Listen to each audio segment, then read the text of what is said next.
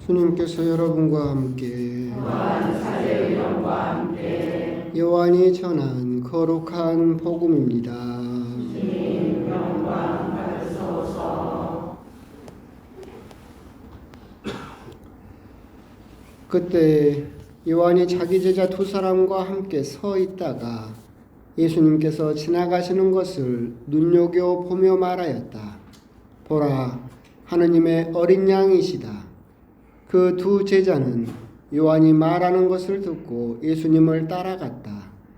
예수님께서 돌아서시어 그들이 따라오는 것을 보시고 무엇을 찾느냐 하고 물으시자 그들이 랍비 어디에 묵고 계십니까? 하고 말하였다. 랍비는 번역하면 스승님이라는 말이다. 예수님께서 그들에게 와서 보아라 하시니 그들이 함께 예수님께서 묵으시는 곳을 보고 그날 그분과 함께 묵었다. 때는 오후 4시쯤이었다. 요한의 말을 듣고 예수님을 따라간 두 사람 가운데 하나는 시몬 베드로의 동생 안드레아였다. 그는 먼저 자기 형 시몬을 만나 우리는 메시아를 만났소 하고 말하였다. 메시아는 번역하면 그리스도이다. 그가 시몬을 예수님께 데려가자 예수님께서 시몬을 눈여겨보며 이르셨다. 너는 요한의 아들 시몬이구나. 앞으로 너는 케파라고 불릴 것이다. 케파는 베드로라고 번역되는 말이다. 주님의 말씀입니다. 그리스도님 참여합니다. 예수님. 예수님. 오늘은 날이 참 봄날 같이 그래도 겨울이 이렇게 너무 일찍 끝나버리면 사실은 여러모로 농사라든가 여러모로 안 좋을 것 같긴 한데 하여튼 따뜻해서 좋긴 하긴 하지만 조금 걱정되는 뭐 그런 좋으면서도 그런 걱정되는 연중제 2주일입니다. 오늘 일독서는 사무엘이 부름받은 광경인데 저는 그걸 묵상하다 보면 참 옛날에 말씀드린 것처럼 대덕에서 그때 광경이 참 떠오릅니다. 사무엘을 3번 그리고 4번째 하느님께서 부르시죠. 대덕에서도 오후에 공속 미사까지 갔다 와서 그냥 저녁밥 먹기 전에 잠이나 좀 자야 되겠다고 자고 있는데 3번씩이나 그때 저를 불러가지고 그때 성당 화재 났었거든요.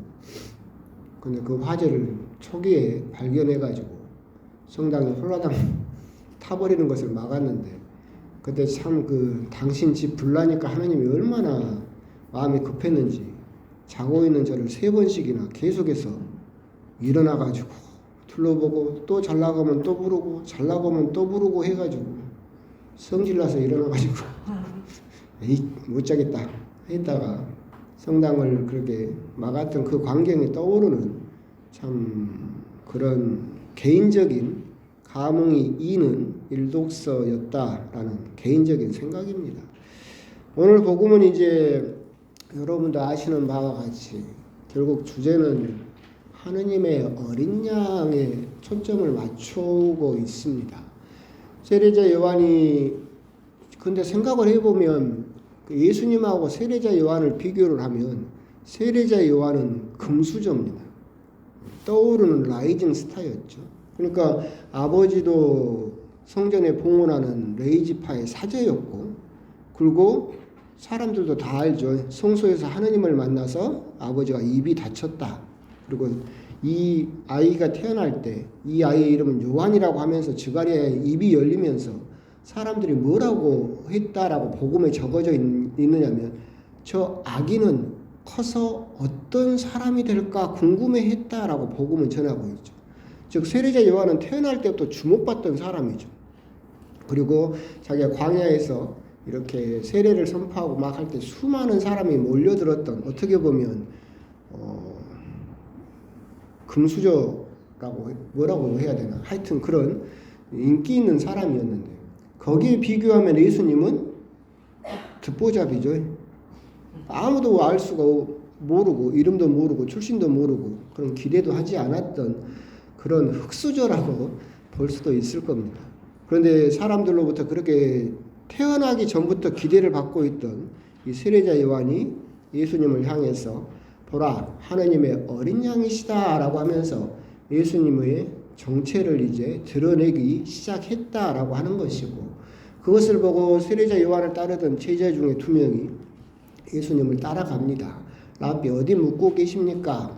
와서 보아라. 요한복음은 계속해서 와서 보아라를 강조하고 있다라고 그랬죠. 누구 말을 듣고 누가 하는 말을 듣고 그냥 뭔지도 모르고 타의에 의해서 끌려가지 말고 네가 직접 가서 겪어봐라. 그리고 선택은 누가 해라? 네가 해라.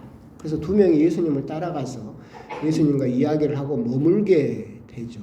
그래서 2명 중에 1명이 사도 안드레아였고, 그래서 그 예수님을 메시아 그리스도이시다라고 베드로라고 하는 첫 번째 형이었죠. 사도에게 예수님을 이제 알리게 되죠. 그렇게 이어지는데 이제 사람들은 궁금해하죠. 2명이 따라갔죠. 근데 안드레아만 그리스도라는 것을 알고 다른 1명은 전혀 이야기가 나오지가 않는다. 다른 1명이 그런데 이름이 전해지고 있어요. 다른 1명이 누굴까요? 여러분이라는 거죠. 교회는 전통적으로 세례자 요한의 제자였다가 예수님을 따라간 2명 중에 1명은 교회를 그 당시에 이루었던 안드레아와 베드로이고, 이름 없는 다른 2번째 사람은 누구냐면 바로 여러분이다. 여러분도 이제 예수님을 와서 봤죠. 억지로 끌려왔어요? 억지로 끌려온 분이 몇 분 계시긴 하지만 하여튼 와서 겪었어요. 봤어요. 그럼 여러분의 선택은 뭐냐?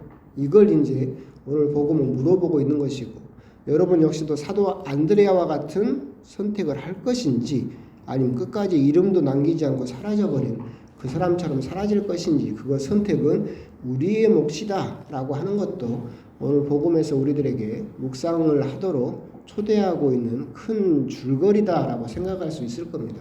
하지만 오늘 복음의 핵심은 세례자 요한이 예수님을 보면서 그 잘 나가던 스타가 듣보잡을 향해서 보라 저분은 하느님의 어린 양이시다 라고 고백하는 그 장면이 오늘 복음의 핵심이겠죠. 그렇다면 우리들은 이제 하느님의 어린 양에 대해서 좀 많이 알 필요가 있겠죠. 세례자 요한은 왜 예수님을 향해서 감탄하면서 하느님의 어린 양이시다라고 감탄을 했을까?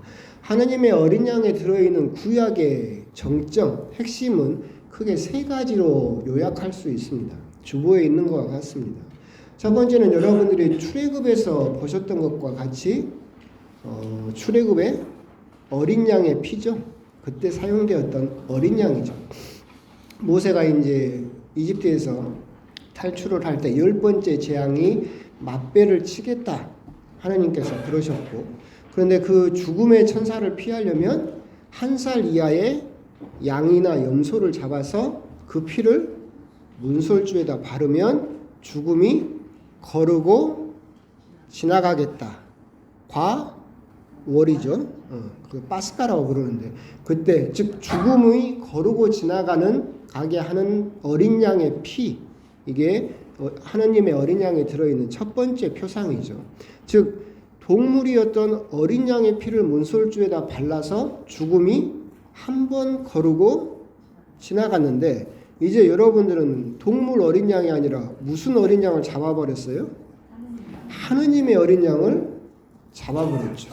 그럼 죽음이 한 번이 아니라 영원히 우리를 거르고 지나가게 될 것이다. 즉 하느님의 어린 양에 들어있는 첫 번째 표상은 우리가 출애굽에서 나왔던 어린 양, 문설주에 발랐던 죽음을 거르고 지나가게 했던 과월절의 어린 양, 이것이 첫 번째로 들어있는 의미입니다. 두 번째 의미는 레위기에 나오는 아자젤의 염소가 들어있습니다.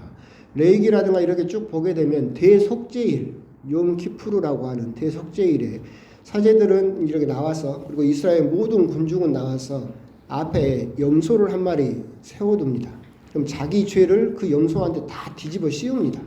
머리에다 손을 얹고 자기 죄를 고백하면서 내 죄를 이 염소에게 다 뒤집어 씌웁니다.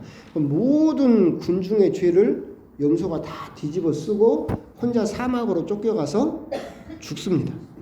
이게 이제 레이기에 나오는 속죄일에 했던 그 전통이었고 그건 지켜지는데 그때 아자젤의 염소라고 부르던 그 희생 제물이 있었었죠. 결국은 두 번째 하느님의 어린 양이시다에 들어있는 두 번째 표상은 우리의 모든 죄를 다 짊어지고 혼자 쓸쓸히 죽어간 그 아자젤의 염소의 표상, 대속적인 죽음, 이것이 하느님의 어린 양에 들어있는, 왜 그러냐면 보라 세상의 죄를 없애시는 분이시다 라고 고백하는 것처럼 그 모든 죄를 짊어지고 그 죄를 없애버리신 분이시다 라고 하는 겁니다. 세 번째로 이제 하느님의 어린 양에 들어있는 표상은 이사야서에 있는 고난받는 야훼의 종 그 부분입니다. 여러분들이 사순식이 성주간에 계속해서 봉독되는 그 부분이죠. 이사야서 42장 이하에 보게 되면 고난받는 야훼의 종의 노래가 4차례에 걸쳐서 나오게 되는데 거기서도 그러죠. 도살장에 끌려가는 어린 양처럼 털이 깎이는 어미 양처럼 그는 죽는 때까지도 아무 말도 하지 않았다. 그는 우리 대신 피를 흘려주었고 우리 대신 매를 맞아 주었구나. 우리 죄를 대신해서 그가 말도 없이 죽어갔다. 계속해서 고난받는 야훼의 종을 어린 양 대신해서 죽어가는 희생양으로서 계속해서 노래를 하고 있는 그 모습이 이 하느님의 어린 양에 들어있는 세 번째 표상이죠. 우리들은 하느님의 어린 양이라고 고백하면 대충 한 구절로 끝나버리는 그 구절이지만 보라 하느님의 어린 양 세상의 죄를 없애시는 분이시다 라고 하는 것은 구약의 출애굽기, 레위기, 이사야서까지 모든 엑기스가 녹아들어 있는 고백이다 라고 하는 거죠. 우리들을 죽음으로부터 구원해 주시는 어린 양, 우리의 죄를 대신해서 짊어지고 죽어가셨던 어린 양, 그리고 그 모든 것을 희생 삼아서 우리를 위해서 매를 맞고 희생당하신 야훼의 종, 이 세 가지가 하느님의 어린 양에 들어있는 그런 믿음의 고백이다라고 하는 거죠. 그리고 우리 역시도 미사 때 항상 고백을 하고 있죠. 사제는 성체를 들고 이야기를 하죠. 보라, 하느님의 어린 양, 세상의 죄를 없애시는 분이시니 그 다음 뭡니까? 이 성찬에 초대받은 이는 복되도다 라고 해요. 그러니까 우리들은 전례의 한 구절에 그냥 넘어가는 것 같지만 온 교회가 구약과 신약을 통틀어서 여러분에게 교회가 이야기를 해주는 거죠. 봐라, 이 하느님의 어린 양의 이 성체를 어린 양의 몸을 받아 먹는 너희는 뭐하다? 복되다. 우리는 새해가 되면서 복 많이 받으세요, 새해 복 많이 받으세요 그러잖아요. 그런데 우리가 정말로 생각해야 될 복은 그 성체를 통해서 이 성찬에 초대받은 사람이 얼마나 복되다라고 하는 그 선포를 우리들 한번 곰곰이 생각을 해볼 필요가 있다. 그 성체를 받아 모심으로써 우리들은 죽음을 이기게 되었고 우리의 죄를 용서받았다라고 하는 그것이 즉 성찬에 초대받은 우리가 얼마나 복된가라고 하는 것에 대해서 우리들은 곰곰이 생각하고 그것을 느낄 수 있어야 될 것이다 라고 하는 겁니다. 결국 오늘 복음의 주제였던 하느님의 어린 양이라고 하는 짧은 고백이었지만 세례자 요한, 아까 말씀드린 바와 같이 라이징 스타죠. 금수저, 주목받던 사람이었지만 자기가 주인공이 아니라 저분이 주인공이시고 저분은 바로 구약의 그 모든 것을 이루시는 하느님의 어린 양이시다라고 고백하던 그 광경을 보면서 우리 역시도 미사 때 보라 하느님의 어린 양이라고 사제가 선포를 할 때 나는 정말로 복받고 있는가, 나는 복된 자리에 있는가라고 하는 점, 그런 점에 대해서 한 번 더 곰곰이 생각을 해보셨으면 좋겠습니다. 그러면서 아울러서 하느님의 어린 양에서 이제 우리가 묵상하고 하지만 실천해야 될 것도 한 가지가 있어야 되겠죠. 이제 하느님의 어린 양 하면서 우리들이 실천해야 될 건 그건 것 같아요. 예수님을 닮아간다, 닮아가고 싶다, 또 닮아가야만 한다라고 하는 그리스도교 신자라고 한다면 우리도 이제 그러면 예수님은 하느님의 어린 양인데 그럼 우리들은 우리도 어린 양이 될 필요가 있겠죠. 그죠? 근데 여러분들은 미사가 끝나고 집에 가면 뭐가 됩니까? 하느님의 사자가 되죠. 하느님의 호랑이가 돼. 미사 끝나고 딱 갔는데 엎드려 있던 그 남편이 밥 좀 차리라고 하면 순간적으로 여러분은 뭘로 변신합니까? 이 왼수 화상이 지금 나 미사 갔다 왔는데 바빠 죽겠는데 밥 차리라고 한다고 사자로 돌변하는 수가 많이 있죠. 그러니까 우리는 하느님의 어린 양에서 우리가 이제 생각해 봐야 될 것은 예수님을 본받아야 되는 우리 역시도 미사가 끝나고 갔을 때 그래도 일주일 내내 어린 양으로 살 수는 없겠죠. 아마 여러분 성질 뻗쳐서 죽을 거예요. 그래도 적어도 성체를 이용하고 미사가 끝나고 갔을 때만큼은 그래도 뭘로 변해야 된다? 어린 양으로 좀 변해야 된다. 그러면 옆에 있는 사람들이 여러분 성당 가라 가겠어요? 안 가라 가겠어요? 얼른 가라 가겠지. 아, 성당만 갔다 오면 어린 양으로 변하더라. 얼른 성당 좀 가라고 그러겠지. 근데 성당만 갔다 오면 사자로 변신해 버려요. 그러면 성당을 가라 하겠어요? 결국 오늘 이제 복잡한 뭐 신학적인 이야기도 있지만 하느님의 어린 양에서 우리들이 또 실천해야 될 부분은 무엇일까 생각을 해보면 어려운 일이지만 그래도 적어도 내가 그 복된 성체를 모시고 복된 성찬에 참여했던 사람이다 라고 한다면 적어도 얼마 동안은 여러분들이 뭘로 살 수 있어야 된다? 어린 양으로 살 수 있어야 된다. 나중에 열뻗쳐서 사자로 변신할지언정 그래도 사자로 변신했다가 또 미사 오면 또 뭘로 변하면 돼요? 어린 양으로 변하면 되겠지. 그러면서 우리들이 점점 예수님을 닮아갈 수 있다라고 하는 점, 그런 점도 함께 생각을 하셨으면 좋겠고, 오늘 복음에서 제가 여러분에게 드리고 싶은 것은 우리들은 그 구약에 예언된 보라 하느님의 어린 양이라고 하는 고백을 미사 때마다 하고 있다. 나는 그걸 정말로 감격스럽게 복되게 인식하고 받아들이고 있는가, 그런 부분에 대해서 한번 곰곰이 또 묵상을 해 보셨으면 좋겠습니다. 아멘.